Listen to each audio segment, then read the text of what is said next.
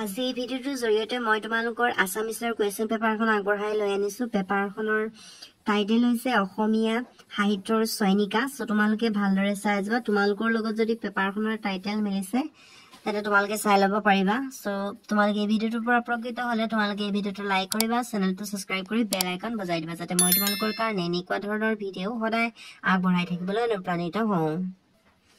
তোমালোকৰ মাজত যিসকল ষ্টুডেণ্টে এতিয়ালৈকে মোৰ হোৱাটছএপ চেনেলটো ফলো কৰা নাই, সো তোমালোকে ফলো কৰি দিবা। এই ভিডিওটোৰ ডেসক্ৰিপচনত লিংক দি দিম আৰু তোমালোকে তোমালোকৰ বন্ধু-বান্ধৱীৰ সৈতে হোৱাটছএপ চেনেলটো শ্বেয়াৰ কৰি দিবাচোন যাতে তেওঁলোকেও মোৰ হোৱাটছএপ চেনেলটোত এড হ'ব পাৰে।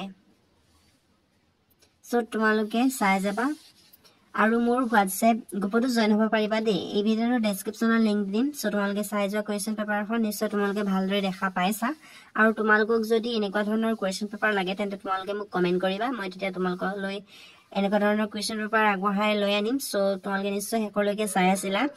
আজি মই তোমালোকলৈ আগবঢ়াই অনা কোৱেশ্চন পেপাৰখন ইমানেই আছিল। সো আজিলৈ ইমানেই। মই তোমালোকক নেক্সট ভিডিঅ'ত লগ পাম।